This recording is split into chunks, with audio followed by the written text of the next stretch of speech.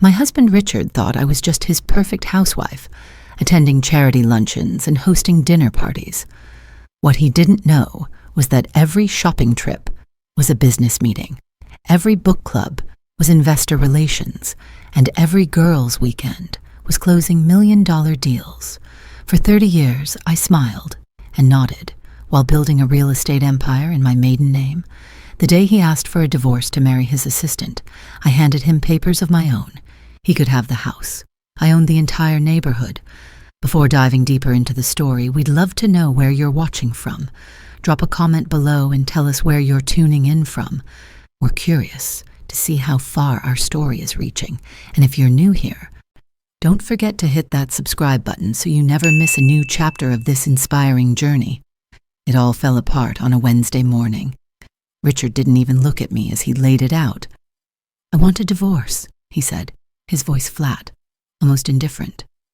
The words hit me like a wave, but I didn't let it show. I stood there, my coffee cup poised in my hand, the steam rising gently, mixing with the silence that had grown between us over the years, 30 years, and he never saw it coming. "Margaret, I've been seeing someone else. Her name's Julia. I'm going to marry her." The words came out with a finality that surprised me, but I kept my composure. There was no plea, no apology. He had made up his mind. It wasn't a conversation. It was a declaration. I felt the edges of my world shift, but I didn't allow myself to crack. Instead, I felt a strange calm wash over me. Richard thought this was going to break me. He thought I was going to fall apart at the news, but I didn't, not even a little bit. "Julia," I said, testing the name on my lips. It felt foreign, out of place. My mind raced for a moment. Julia. Of course. She was the young assistant, the one he had started bringing to meetings instead of me, the one he spent more time with than he did with me. But I had known, hadn't I? The little glances he gave her, the way he'd started leaving earlier for work, the late-night business calls that were no longer just business. I had seen it, and yet I had never once confronted him. I had played my part, the dutiful wife, while quietly working on my own life. Richard shifted in his seat, the guilt clear in his eyes, but he pressed on. "I thought you'd be devastated. I thought you'd want to fight for the house, for everything we've built together." I couldn't help but laugh, just a little, though the humor didn't touch my eyes. "You thought I'd fight for you?" I asked, my voice almost a whisper. "You really thought that?" He was silent for a long moment, his gaze falling to the papers on the table. Divorce papers, no doubt. The ones he had prepared for me, the ones he thought I would sign without question. But what he didn't know was that I was holding papers of my own. I had been preparing for this moment for a long time, though he had no idea. I set my coffee cup down with a soft click and leaned forward. My voice was steady when I spoke again. "I'll sign the divorce papers, but you can keep the house, Richard. You can have it. It's all yours." His eyes widened, confusion flickering across his face. "Wait, what?" "Yeah," I continued, feeling a strange sense of power rush through me. "You can have the house. I've never really cared about it, have I? But there's something else I need you to know. Something I've been doing while you've been building your empire. Something you never once thought to ask about." I reached into my bag, pulling out the manila envelope that had been sitting in my purse for weeks. Richard's eyes followed the movement, the unease beginning to show. I slid the envelope across the table toward him. He stared at it, his expression unreadable, until he finally picked it up, slowly. "What's this?" he asked, his voice softer now, wary. "Divorce papers," I said calmly. "But not the ones you think. This time they're for me. For my peace of mind. I'm done." Richard looked down at the papers, then back at me, the realization beginning to set in. It was like watching a car crash in slow motion, the confusion on his face, the dawning awareness that this wasn't going to go the way he expected. "Margaret," he started, but his voice faltered. "I'll give you the house," I repeated, my smile thin. "But I don't need it. I don't need any of this. I already have everything I need." He was still staring at the papers in his hands, but I could see the moment when it all clicked in his mind. His eyes widened, and I almost felt sorry for him. Almost. "But how? What do you mean?" Richard stumbled over his words, trying to piece together the fragments of a truth that had been hidden from him for decades. I folded my arms, watching him scramble for answers. The life he thought he knew crumbling before his eyes. "I'll tell you what, Richard, I said softly. "You can have the house, but the rest, I'll be keeping every last penny, every last property." It took him a long time to speak again, but when he did, his voice was small, almost desperate. You don't own all of that. You couldn't. You don't have the resources. I own the neighborhood." I cut him off, my voice firm now. "The whole damn thing, all of it, and I'm making more every month than you ever did." The silence that followed was thick, suffocating. He blinked, trying to process my words, but his confusion was palpable. "You're lying." "No," I said, shaking my head. "I'm not. You just never bothered to ask, Richard. You never looked beyond your own world. You were too busy with your own success to see what I was building." And as I watched him sit there, frozen, my mind drifted back to the years of silence, the years of pretending. I had always been there for him, always played the part of the perfect wife. I had smiled through his affairs, through his dismissals, through the years of living in his shadow. But now, I was the one in control. I had spent 30 years playing my role, quietly building my empire. He had thought I was just his housewife, but I had built something he couldn't even fathom. Richard's face slowly drained of color, and for the first time in decades, I saw the fear in his eyes. It wasn't over, not by a long shot. I could feel the tension in the room, the weight of Richard's confusion hanging heavy between us. He hadn't said a word since I told him that I owned the neighborhood. He hadn't even moved. He just sat there, staring at the papers I'd handed him, his mouth agape like he was struggling to understand a language he didn't speak. I watched him, studying the man who had been my husband for so long, the man who thought he had everything under control, the man who had believed for 30 years that he was the one holding the reins. But now, the power was in my hands, and for the first time in my life, I felt the rush of freedom. I'd spent so long playing the role of the perfect wife, attending charity galas, hosting dinner parties, keeping up appearances while quietly seeding my own future. Richard never once thought to ask what I did when I was away. He never questioned why I always seemed so busy with my charity work, or why my shopping trips took so much longer than they should. He had been content in his own world, his own success, never wondering what I was doing behind closed doors. But I had been busy, very busy. I had been investing, building a real estate empire in my maiden name, Chen, while Richard knew me only as Margaret Foster. My inheritance from my late father had been my starting point, a sum he had no idea existed. Every time I left the house for what he thought were book club meetings or lunch dates with friends, I was meeting with contractors, lawyers, and investors, finalizing deals that would shape my future. But Richard had never asked.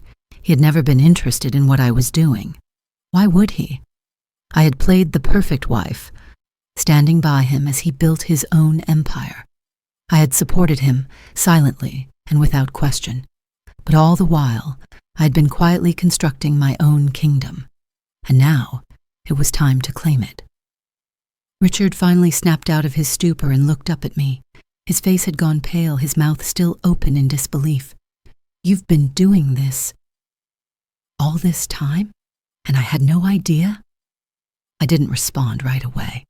Instead, I leaned back in my chair, crossing my arms and allowing the silence to settle around us. It felt good. It felt like a weight I didn't even know I was carrying had been lifted. Richard's reality was crumbling, piece by piece, and I wasn't going to apologize for it. "You never cared to ask," I said finally. My voice was calm, but there was a hardness to it now, a truth that Richard had been too blind to see. You were too busy with your own life, too busy climbing your corporate ladder, too busy with your mistresses and your business meetings. Richard's eyes flickered with shame, but he quickly masked it with defensiveness. You're making it sound like I've been some kind of villain. I was always there for you, Margaret. I gave you everything. You never wanted for anything. You had everything anyone could ask for. What more did you want? I met his gaze, my eyes sharp as steel. What more? Maybe you should have tried asking me that years ago.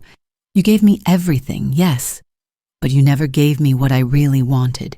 You never gave me your attention, your respect, or your love. You were too busy with your career. And when you weren't, you were too busy with your affairs to notice that I was building my own future. Now, you can't even look me in the eye. The silence stretched between us again. This time, Richard didn't attempt to speak. He just sat there, processing, the reality of my words sinking in.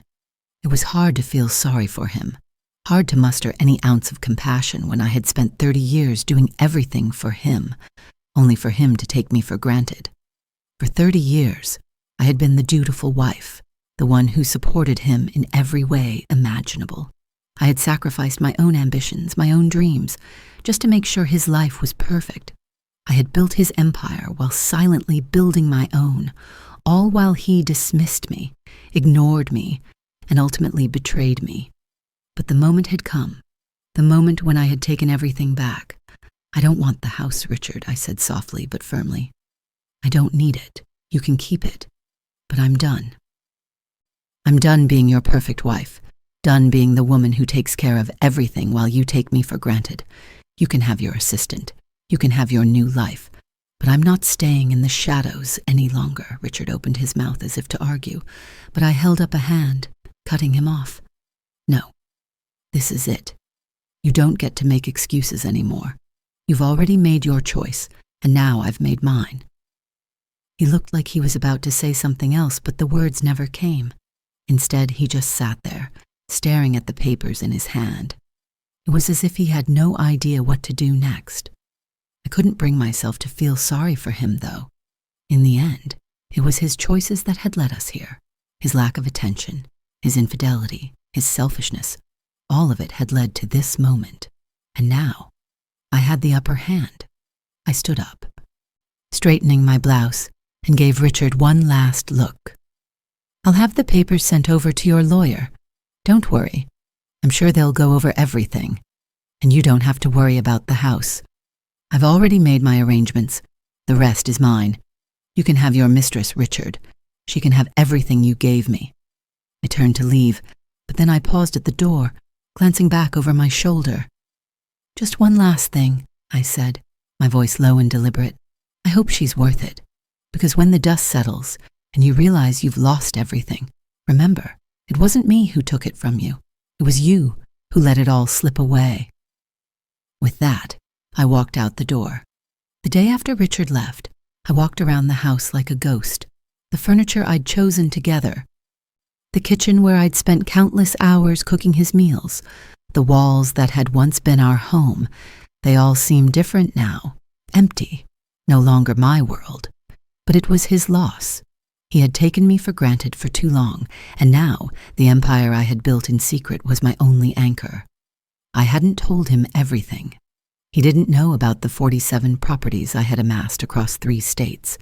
He didn't know about the commercial spaces, the mixed-use developments, the luxury apartments I owned outright.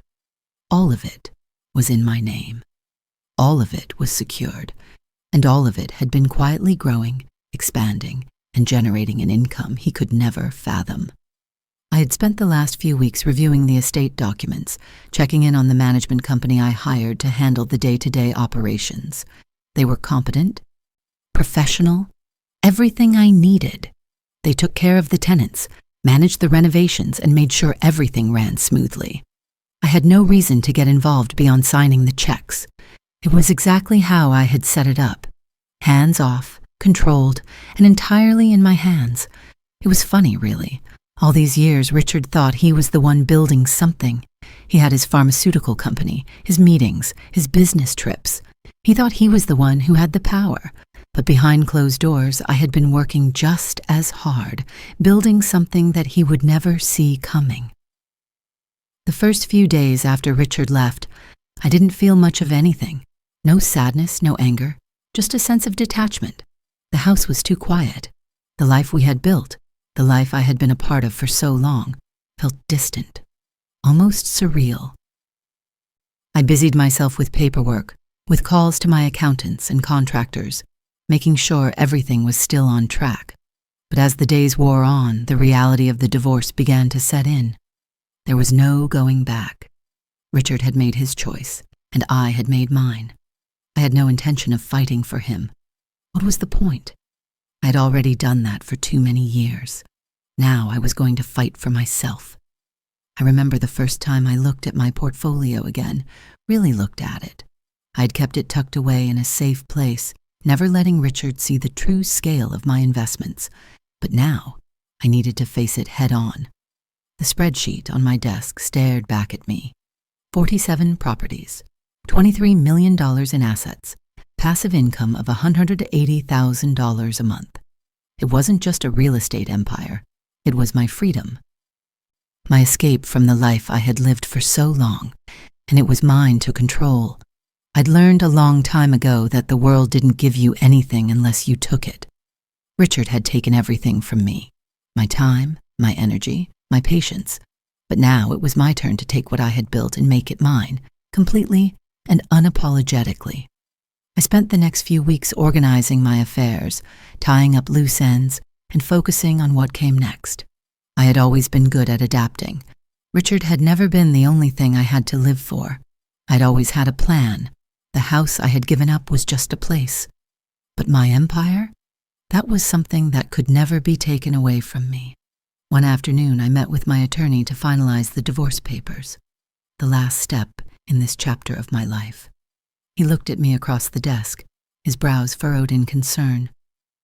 "You're sure about this, Margaret?" he asked, his tone cautious. "You're not going to change your mind?" I smiled, a quiet, knowing smile. "I'm sure." Richard might have thought he had the upper hand. He might have thought he was walking away with the prize, the house, the life we had built together. But what he didn't realize was that his departure had unlocked something much bigger than he could ever have imagined. It was time for me to step into my own light. "I've built an empire one step at a time," I said, almost to myself, "and I'm not letting anyone take it from me, not even him." As I signed the papers and watched them slide across the desk to my lawyer, I felt a sense of finality. Richard could have his mistress, his new life, his shiny corporate success. But I didn't need any of it, not anymore. The life I was building now was mine and mine alone. The week after I signed the divorce papers, everything began to feel different. I started settling into my new routine, embracing the change. There was no Richard waiting for me at the end of the day, no pretending to be something I wasn't. For the first time in decades, I felt free, truly free. But freedom wasn't as simple as waking up without his presence beside me. It was an adjustment. I spent my days running through business calls, organizing meetings with contractors, and attending to my growing empire. It was a lot of work, but it didn't feel like work anymore. It felt like a victory. My victory. I remember the first time I walked through one of the properties that I had purchased while Richard was off climbing his corporate ladder. It was a small mixed-use development. Nothing fancy, but it had potential. I walked through the empty hallways, the worn-out flooring, the dull walls, and I saw what it could be. I saw the future that Richard would never understand. I had spent so much of my life living in the background, supporting him, helping him build his career, attending his meetings, playing the part of the perfect wife. But while I was playing that role, I had been quietly building my own legacy. It was surreal to think about how much I had accomplished while Richard thought I was just hosting luncheons, attending book clubs, and taking care of the house. All the time, all the energy I had poured into making him feel successful, to keep him happy, to keep him complacent, while I was quietly sowing the seeds of my own financial future. And now, I was watching it grow. I walked through the property again, my boots clicking on the hardwood floors, and smiled to myself. This was only the beginning. I was going to do so much more. I spent the following weeks finalizing more deals, securing even more properties, expanding my portfolio in ways I hadn't even dreamed of before. It was exhilarating, but it also came with its challenges. I was learning how to navigate this new world, one where I wasn't just a wife, but a businesswoman in my own right. One where I wasn't living in someone else's shadow, but standing proudly in the light of my own achievements. But even as I built my empire, I couldn't help but feel the sting of betrayal. Richard's affair, his sudden desire to leave me for his assistant, it all came rushing back in waves. There were days when the pain felt fresh, the betrayal sharp. I would catch myself thinking of the years we had spent together, the life we had built, and feel a pang of regret. I had been there for him in every way, and yet he had never been there for me, not in the way that truly mattered. I had spent 30 years silently supporting him, putting my dreams on hold to help him chase his. And for what? So he could leave me for someone younger, someone more eager to feed his ego? It stung, but I knew I couldn't dwell on it. I had to focus on what I had now, the future that lay ahead of me. I thought of Julia, his young assistant, the one he was so eager to marry. It was hard not to feel a sense of satisfaction at the thought of her finding out just how much Richard had been hiding. The man she thought was going to rescue her wasn't as powerful as he seemed.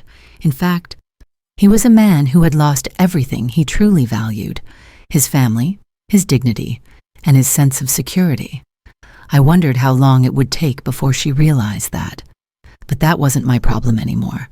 I had my own future to build, and it wasn't going to be defined by Richard's betrayal. It was going to be mine, and only mine. I didn't need anyone's approval. I didn't need anyone's permission. One afternoon, as I was reviewing the latest property valuations, my phone rang. It was my lawyer. "Margaret," he said, his voice low, almost urgent. "There's something you should know. I've been looking over some of the paperwork, and there's a discrepancy in the divorce settlement." My heart skipped a beat. "What do you mean?" "It's not a huge issue, but I think it's worth looking into. It seems Richard was trying to hide some assets, some of the company's holdings. He didn't report everything. If we dig a little deeper, we might be able to find out where he's stashed the rest of the money." I leaned back in my chair, a slow smile creeping onto my face. "I don't need his money," I said, my voice steady. "But it's good to know that he's not as perfect as he wants everyone to believe." My lawyer hesitated. "Margaret, I know this is difficult, but you might want to think about pressing this issue. It could change things." I thought about it for a moment, considering the implications. But then I realized something. My life was no longer tied to Richard. I didn't need him to validate my success. I didn't need to prove anything to anyone. "No," I said finally. "I'm not interested in dragging this out any further. I've moved on. Let him live with the mess he's made. I've got enough to focus on without him." There was a pause on the other end of the line, but my lawyer knew me well enough not to argue. "All right," he said. "I'll leave it alone for now, but let me know if you change your mind." I hung up the phone and looked around the room, feeling a sense of peace wash over me. Richard had thought he was the one who would come out on top. He thought he was leaving me behind, taking the best part of our life with him. But he was wrong. I had always been the one building something real. I had always been the one who could stand on her own 2 feet. And now, it was time to make my next move. The weeks that followed were a whirlwind. I threw myself into work like never before. There was no Richard to take care of, no obligations to fulfill that didn't align with my goals. Every morning I woke up with a renewed sense of purpose, a determination I hadn't known I was capable of. I had worked hard for this life, quietly and tirelessly, and now the fruits of my labor were ripening. My properties were generating income as planned, my portfolio was growing, and I had a management team in place that was competent, reliable. Things were running smoothly, and I was able to step back and watch everything function as if it were its own entity, completely separate from the past I had left behind. One of the properties I had recently acquired was a large mixed-use building in a neighborhood that had once been considered up and coming. The area had changed dramatically in the last few years, and I could see the potential in the place. What was once a dilapidated shopping center was now becoming a hub for new businesses, art galleries, and boutiques.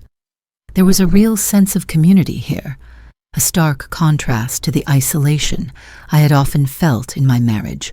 I met with my contractors that day, walking through the empty halls, talking about what needed to be done to make this place shine. The vision I had for the building was clear in my mind. It would become a center for small businesses to grow, a space where young entrepreneurs could thrive. I knew that by investing in the community, I would not only make a profit, but I would also be creating something meaningful, something real. As I walked through the space, I felt an overwhelming sense of pride. I could already see it in my mind. Local coffee shops, a small bookstore, a yoga studio, all thriving, all contributing to the vibrancy of the area. Richard had never cared about anything like that. He had always been about numbers, about what was in front of him right now. But I saw the bigger picture. I saw potential in people and places, in communities that could be rebuilt from the ground up, and I was going to do it. I spent the rest of the afternoon meeting with the team, ensuring the plans were on track. I was no longer just the woman who stood behind her husband. I was now the one leading these projects, making decisions, and seeing them through. There was a sense of satisfaction in that I couldn't quite describe.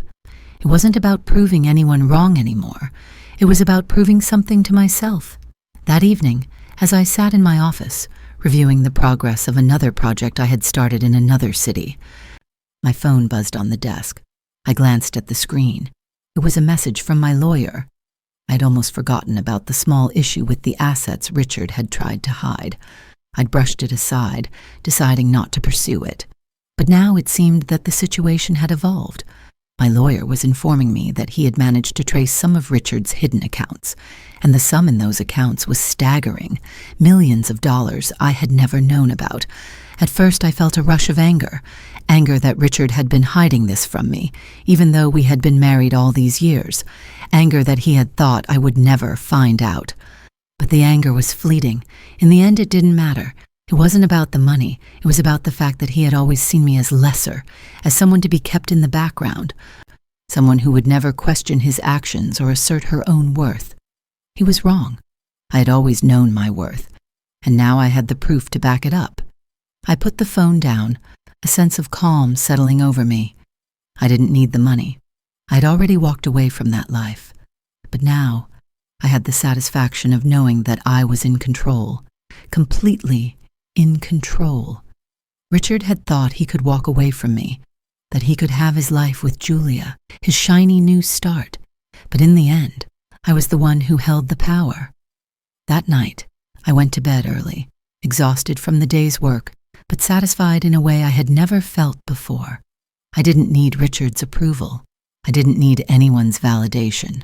I was building my own future now, and nothing, not even the skeletons of my past, was going to stop me. The next morning, I woke up with a new clarity. It was time to take my success to the next level. It was time to make an impact, to expand even further. I wasn't just building an empire. I was building a legacy. I knew what I had to do next. It was time to look beyond the local properties and invest in something bigger, something that would really put me on the map. There was a new development project in the works in a neighboring city. It was ambitious, but if I played my cards right, it could elevate me to a level Richard could only dream of. I began researching the market, meeting with potential investors, and gathering the necessary information to secure the deal. I wasn't going to rush it. This had to be perfect. If I was going to move into a new territory, I needed to be sure that this was going to be a success. And I wasn't going to let anything or anyone stand in my way. The morning air was crisp as I stepped outside for my morning walk. It was a simple ritual, one that had become a grounding force in my new life, a chance to clear my head, to reflect on everything I had built, and to plan for what was next. I had come a long way since the divorce. At first, it had felt like a weight lifting from my chest, a breath of fresh air. But now, there was an edge to that freedom, a certain urgency. I had no intention of letting my empire sit idle. It was time to move forward, to take it to the next level, to expand beyond the boundaries I had set for myself. I'd been doing my homework. I had already lined up a series of meetings with key players in the next project I wanted to tackle. The development I had my eye on was ambitious, bigger than anything I'd ever done before. It was a mixed-use complex in an area that had been underdeveloped, but with major potential. A location right on the edge of the city, near public transportation, new business districts, and an influx of young professionals. Everything pointed to growth, and if I played my cards right, it would put me on the map in ways Richard could only dream of. That afternoon, I drove to the site to meet with the developer who had been running the project. He was an experienced guy, with a no-nonsense attitude. When I got out of the car, I felt the weight of this new step settle in. It was one thing to manage smaller developments, but this was different. This was big league, and for the first time in a while, I felt the kind of nervous energy that fueled my ambition. The site was still in the early stages, the skeletal remains of what was to come. Cranes dotted the landscape, and the concrete foundations were beginning to take shape. As I walked the site with the developer, he spoke excitedly about the plans. Residential units on the top floors, commercial spaces on the ground floor, retail, cafes, co-working spaces. The kind of place that would attract people who were looking for something more than just a place to live. They wanted a community, a lifestyle. "You can see it, right?" he asked, glancing over at me as we stood on the edge of the construction site. "In a year or two, this place will be buzzing." I nodded, the vision coming to life in my mind. I could see the bustling cafes, the professionals sipping coffee in the co-working spaces, the trendy boutiques filling the ground floor. It was exactly what the city needed, and I knew I was the one who could bring it to life. "It's perfect," I said, the words coming out with a confidence I hadn't realized I possessed. "How soon can we break ground?" The developer smiled. "That's the spirit. We can get started as soon as the permits come through. But we're going to need investors who can see the vision. You ready to bring this to life?" I didn't hesitate. "I'm in." As I signed the initial paperwork and solidified my involvement, I felt something shift. This wasn't just about creating another development. It was about showing the world what I could do. I wasn't just the woman who built a small empire in the shadows anymore. I was a force to be reckoned with. Richard's affair, his betrayal, those things didn't matter anymore. They had been stepping stones, moments that had propelled me to this place. I left the site that day with a sense of pride. I had made my mark, and the world would know it. That night, as I sat at my desk reviewing the contracts, a message popped up on my phone. It was from my lawyer. "Margaret, I have some new information for you. Richard is trying to contest the divorce settlement. He's claiming that you hid assets from him. He's asking for a reevaluation of the terms." I didn't even flinch. I'd known it was coming. Richard wasn't the type of man to walk away quietly, especially when there was money involved. But this wasn't going to change anything. I had moved on, and I wasn't going to let him pull me back into that world. I'd made my decision. I'd walked away, and I wasn't looking back. I took a deep breath, letting the weight of the situation roll off me. "Let him," I said aloud to myself. "Let him try." The next morning, I was back at the development site, focused on what was in front of me, not the past. The sun was shining brightly, casting long shadows across the foundations.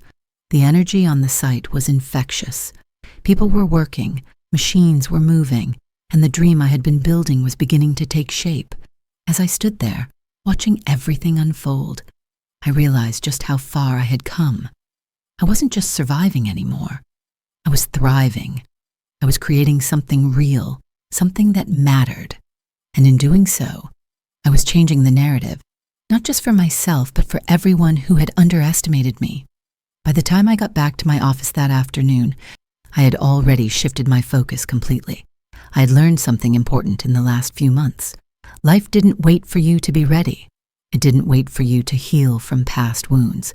It kept moving forward. And if you wanted to keep up, you had to keep moving with it. Richard could try to contest the divorce, but he couldn't touch what I had built. He couldn't take away the life I was creating for myself. That part of my life was over. Now, I was making my own future, and nothing, not even him, was going to take that away from me. It had been 6 months since the divorce was finalized. 6 months of breathing, of rebuilding. I had moved into a sleek, modern loft in the city, a space that felt both like a fresh start and a victory. The air was different here, charged with energy, with opportunity. I was surrounded by young professionals and entrepreneurs, people who, like me, were chasing their own dreams. There was a sense of belonging here that I hadn't felt in years. But as much as I tried to leave my past behind, it kept creeping up on me. Richard's attempts to contest the divorce settlement were relentless. My lawyer had warned me that this could drag on for months, maybe even years. But I wasn't afraid. I had already let go of that part of my life, and I wasn't going to let him pull me back into it. One afternoon, as I sat in my new office, much smaller and humbler than the one Richard had once insisted we had to have, my phone rang. It was my lawyer. I braced myself for what I assumed would be another round of bad news. "Margaret," he said, his tone tight. "We've received a formal complaint from Richard. He's claiming that the assets you hid during the divorce were worth more than we initially estimated. He's asking for a full audit of your holdings." I leaned back in my chair, a deep breath filling my lungs. It wasn't a surprise. I had been expecting this, but hearing it aloud was different. "What does this mean?" I asked, though I already knew the answer. He was trying to drag me into the past again. "It means he's not giving up," my lawyer replied. "It means he's willing to fight this all the way to court." I closed my eyes for a moment, exhaling slowly. I didn't want to go back into that fight.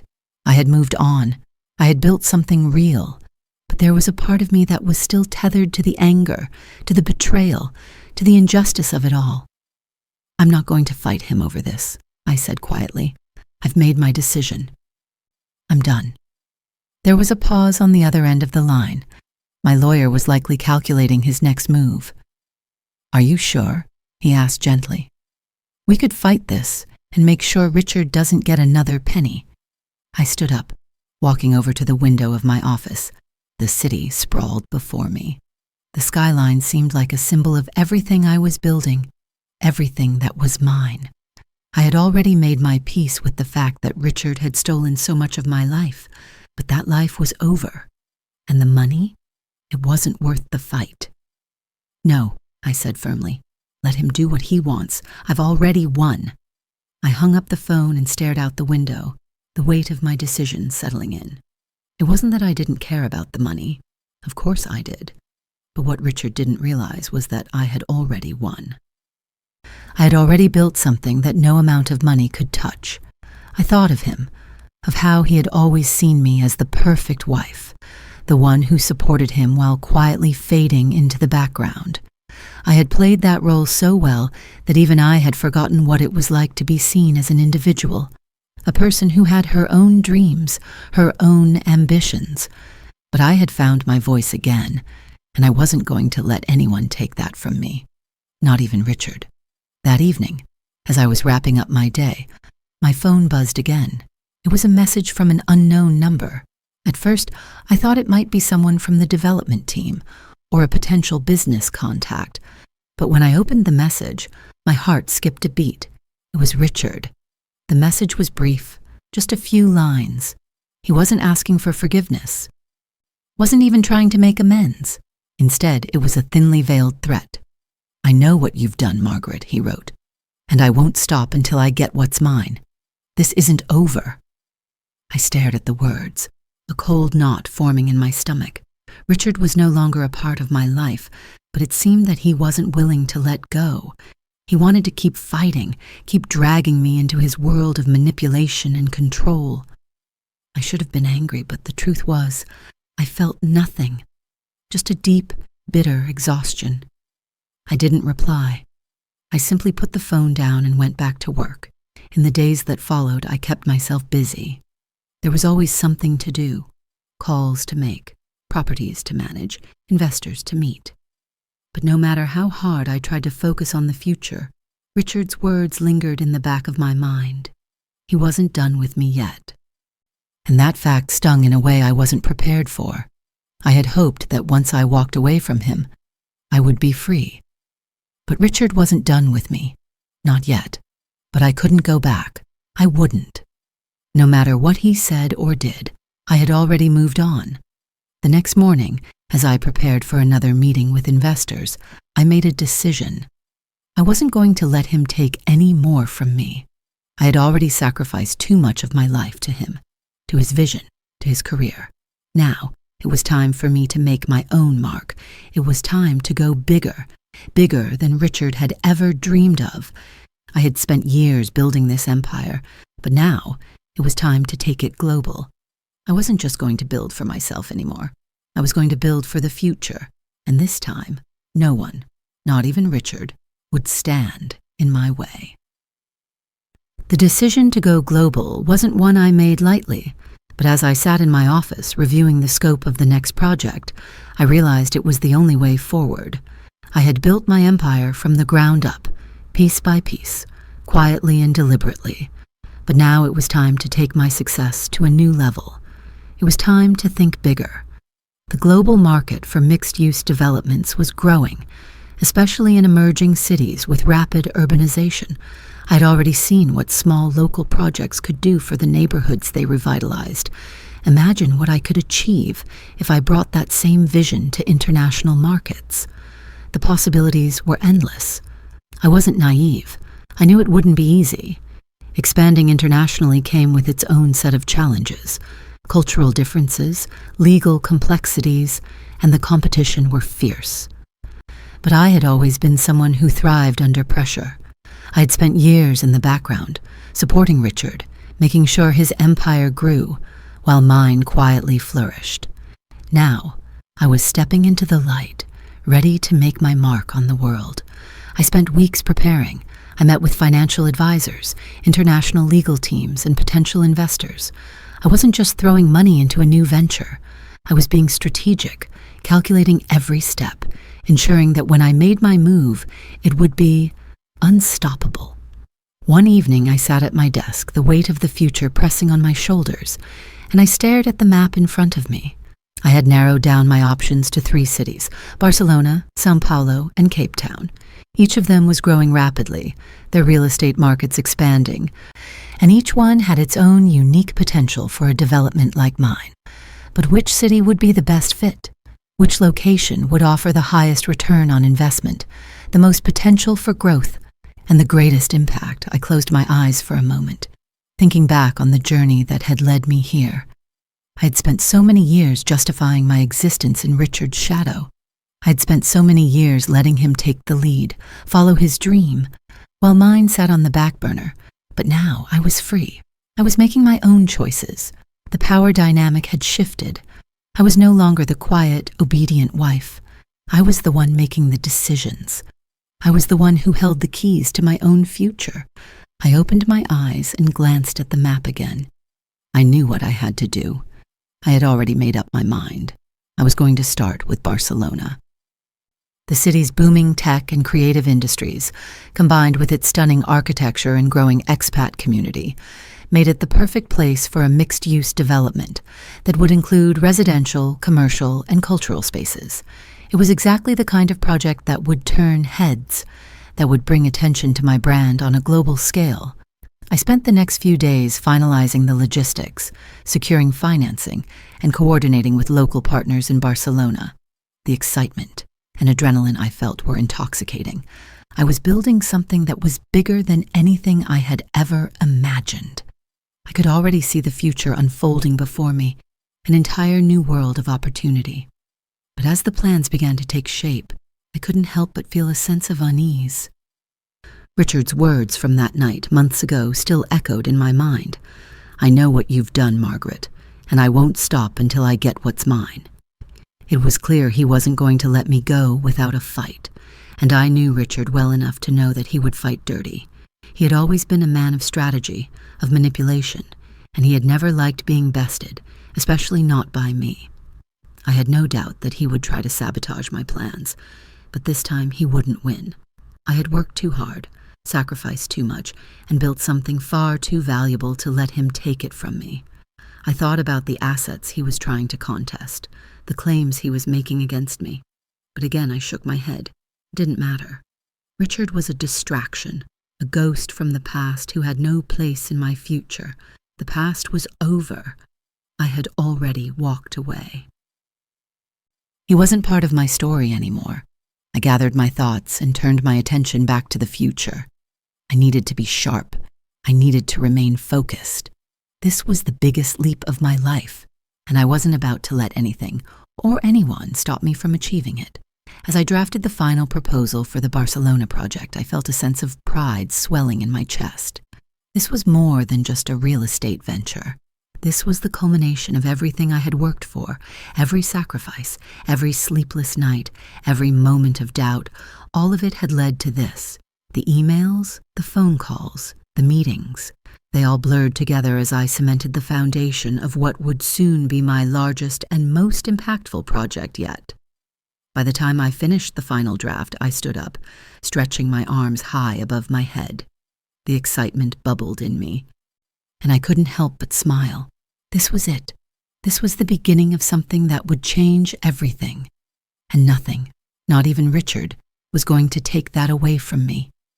I took a deep breath, savoring the moment, and then clicked send. The proposal was out. My global expansion had begun. It wasn't just business anymore. It was personal, and I was about to take the world by storm. The days following the submission of the Barcelona proposal felt like an emotional roller coaster. I was both exhilarated and overwhelmed. The path I had chosen wasn't going to be easy, but I had never been afraid of a challenge. For the first time in my life, I was stepping into a world where I called the shots, where my ambitions were no longer sidelined, and nothing, not even Richard, was going to take that from me. Still, despite the excitement, there was an unsettling undercurrent that I couldn't shake. Richard's threats lingered in the back of my mind. The message he had sent me months ago kept repeating itself in my thoughts. I know what you've done, Margaret, and I won't stop until I get what's mine. I had dismissed it at the time, told myself that I was done with him. But as the project in Barcelona gained momentum, I couldn't ignore the sense that Richard wasn't finished. In the quiet moments when I was alone, his words haunted me. He wasn't a man who gave up easily, and I knew he would try something. But this time, I was ready. I had a team, a plan, and an unwavering sense of purpose. As the days turned into weeks, I threw myself into my work. I'd already started making arrangements with contractors and designers in Barcelona. I visited the site once more, the excitement in my chest growing with each step I took through the space. It was all starting to come together. The vision I had for this project was coming to life, and I could see it clearly now. But just as everything seemed to be falling into place, the unexpected happened. My lawyer called. "Margaret," he said, his tone serious, "we've got a problem. Richard's legal team is petitioning the court to freeze all your assets. They're claiming you've been hiding more than just real estate. They're alleging you've been funneling money through offshore accounts." I felt the room around me close in. My first instinct was to laugh. Richard, trying to drag me into a fight over money again. But I knew this wasn't a joke. This was serious. The wheels of his manipulation were turning faster now, and this time, he was trying to hit me where it hurt. I wasn't surprised, but the reality of it still stung. I had hoped, I had believed that once the divorce was settled, once I moved on, I would be left alone. But Richard had a way of twisting the truth, of bending the rules to suit his needs, and this was just another attempt to keep me from succeeding. "Are they serious?" I asked, trying to keep my voice steady. "They're very serious," my lawyer replied. "This could delay everything, Margaret. Your international expansion, the Barcelona project, it could all come to a screeching halt if they get a court order to freeze your assets." I didn't speak for a moment. The weight of the situation hung heavy in the air, but I knew one thing. I wasn't going to back down. I had worked too hard, sacrificed too much to let Richard ruin everything now. "No," I said firmly, my voice gaining strength with each word. "We're not backing down. We fight this. We fight him." "You're sure?" my lawyer asked. "We have the evidence to prove this is nothing but a baseless claim, but it could take time you might not have, especially with the project in Barcelona starting to move forward." I took a deep breath, letting the words settle in. Richard was trying to slow me down, trying to stop me from moving forward, but I wasn't going to let him win, not this time. "I've waited 30 years for this moment," I said, more to myself than to my lawyer. "I'm not going to let him stop me now." I hung up the phone with a renewed sense of determination. Richard had made his move, but I wasn't about to let him take away everything I had built. If he thought he could pull me into another legal battle, he was mistaken. I was done being his victim. I was done being the one who always had to fight for a seat at the table. This was my time, my moment, and I wasn't going to let him spoil it. The next few weeks were a blur of legal filings, meetings with my team, and countless hours spent making sure the Barcelona project continued to move forward. We pushed through the legal hurdles, fought against the freeze, and slowly but surely, we were gaining ground. But as the days passed, I began to notice something. Richard wasn't just trying to fight me with money or legal tactics. He was trying to fight me with something much more dangerous: his influence. I started hearing rumors, whispers in the industry that he had been talking to some of my investors, attempting to scare them off, to convince them that I wasn't the right person to lead the Barcelona project. At first, I didn't let it bother me. But the more I heard, the more I realized just how far Richard was willing to go to bring me down. He wasn't just playing dirty. He was trying to erase everything I had worked for. I refused to let that happen. I called an emergency meeting with my top investors. It was time to confront the rumors head-on, to make sure they knew exactly who they were dealing with. I had built this empire from nothing, and I wasn't about to let Richard or anyone else tear it down. When the meeting began, I felt the weight of the room on my shoulders, but I didn't flinch. I stood tall and addressed them directly. "I know there are rumors circulating," I said, my voice calm but firm. "I know that some of you may have been approached with lies about me and my business practices, but let me make one thing clear. This project is not just about me. It's about all of us. We are building something real, something that will change this city. I am not going to let anyone, not even Richard, stand in the way of that." There was a long pause, and then one of the investors, a man I had known for years, spoke up. "We believe in you, Margaret," he said, his voice steady. "We know what you're capable of. We've seen your work, and we're not going anywhere." The tension in the room lifted, and I felt the weight of their support. Richard had underestimated me. He had underestimated the strength of my network, the trust I had built over the years, and now he was going to learn just how wrong he was. The Barcelona project was moving forward, and I was stronger than ever. Richard could keep fighting, keep trying to tear me down, but he was only making me more determined. I wasn't backing down. I wasn't going to let him win. This was my time, and I was going to make it count. The battle for Barcelona had been fought on two fronts. One was the legal battle, a drawn-out, exhausting fight that threatened to drain me at every turn. The other was far more insidious: Richard's shadowy attempts to sabotage my investors, to poison the well of the trust I had worked so hard to build. But now, after months of pushing back, of refusing to bow to his tactics, things were finally moving in the direction I had always dreamed of. The legal team had succeeded in blocking Richard's efforts to freeze my assets. And while the fight wasn't officially over, it had been a significant victory. Richard's claims were exposed for what they were, baseless, and designed to slow me down. My assets remained intact. My project in Barcelona was on track, and slowly but surely the weight of his threats began to diminish. But I wasn't naive enough to think that Richard would just give up. He was a man driven by ego and pride, a man who couldn't stand the thought of losing. And if he couldn't take me down through legal battles or financial manipulation, I knew He would find another way. But I wasn't afraid. For the first time in my life, I felt like I was truly standing in my own power, and nothing, not even Richard, could take that away. I spent the following weeks fully immersed in the Barcelona project. Every decision, every detail mattered. The building was becoming more than just a structure. It was becoming my legacy. The tenants, the businesses, the residents who would soon occupy the space, they were the future I was creating. I wasn't just investing in property. I was investing in communities, in the people who would bring life and energy to the space. I could already see the bustling cafes, the artists hanging their work on the walls, the families living in the newly renovated apartments. This was my vision, and it was coming to life in ways I couldn't have imagined a few months ago. As I sat in the meetings with contractors, architects, and designers, I felt an overwhelming sense of pride. I had built this from nothing. I had fought for it, fought for my right to be seen, to be heard. I had come so far from the woman who had once quietly stood behind her husband, blending into the background, supporting his dreams while silently shelving my own. That woman was gone. In her place was a woman who had learned how to carve out her own path, who had learned that nothing worth having comes without a fight. But as the project gained momentum, the truth hit me.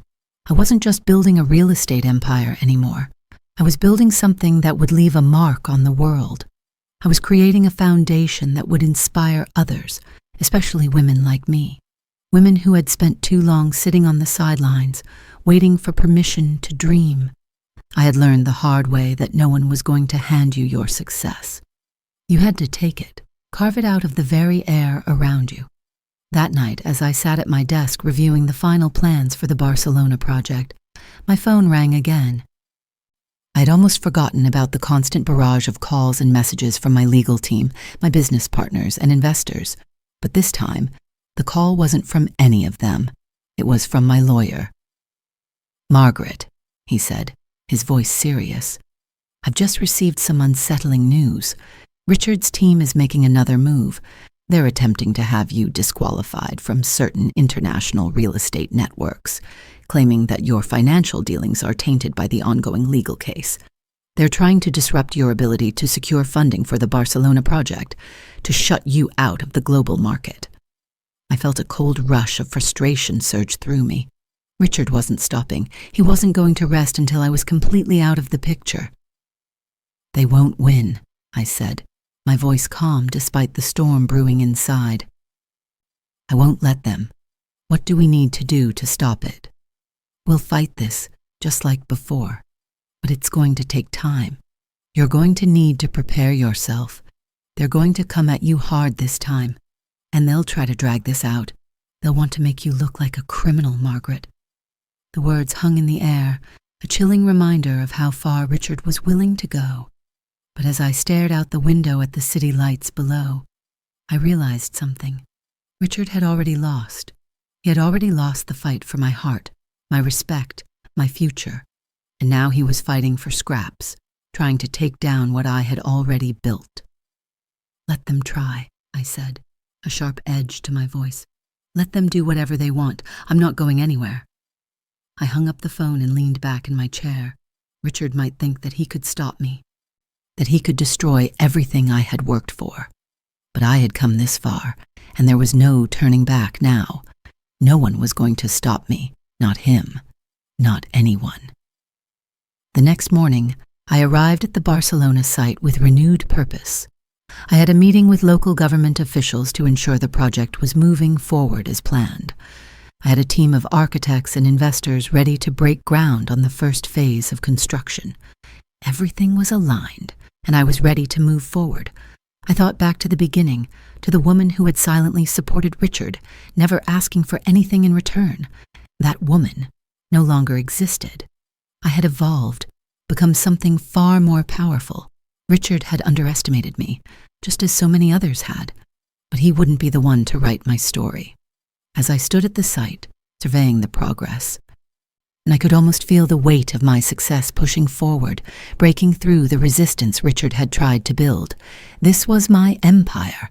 This was my moment, and nothing, Not even him was going to stop me now. The rhythm of my days had shifted. What had once felt like a struggle for control was now a fierce, unstoppable force, propelling me forward. Every challenge that came my way only strengthened my resolve. Every move Richard made to try to tear me down, to cast doubt on my future, had only built my resilience. I was no longer fighting to prove I belonged. I knew I belonged. The Barcelona project was humming along smoothly. The foundation was being laid, both literally and figuratively. Contractors were on schedule, the local government had given us the green light, and investors were increasingly excited about the potential for what was to come. I had made sure of it. There was no room for hesitation, no space for failure. But as everything seemed to be falling into place, I couldn't shake the feeling that Richard wasn't done yet. I knew him too well. He was a man who thrived on control, and he wasn't going to let go of the reins that easily.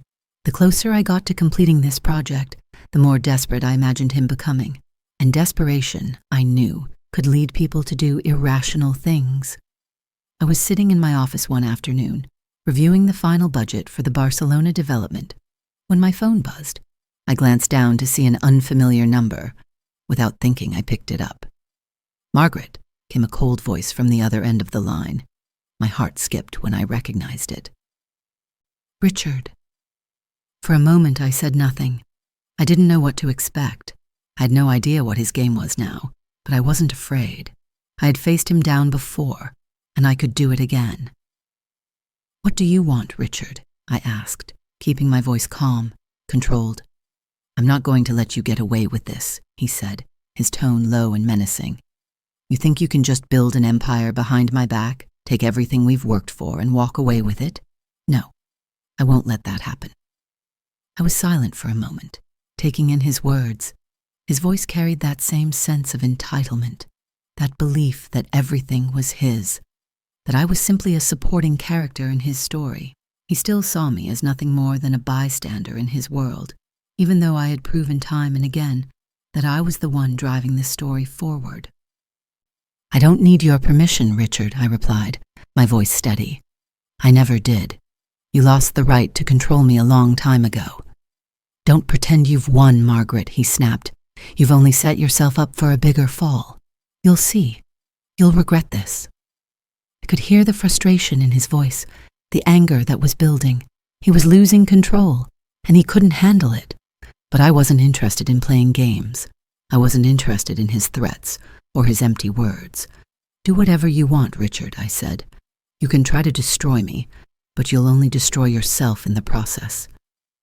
There was a long pause, and I could almost hear him weighing his next move. I wasn't going to give him the satisfaction of a response. Instead, I hung up the phone and put it down on my desk, feeling the weight of the conversation lift off my shoulders. I didn't need to deal with him anymore. Richard had no power over me. He was clinging to the past, trying to drag me down with him, but I had already moved on. I was no longer defined by him. I had built something that was mine, something that was bigger than both of us. The following days were a blur of work and meetings. The Barcelona project was moving forward at full speed, and I was making the final preparations for the official launch. Everything was coming together perfectly. But Richard's words still lingered in the back of my mind, like an echo I couldn't escape. "You'll regret this."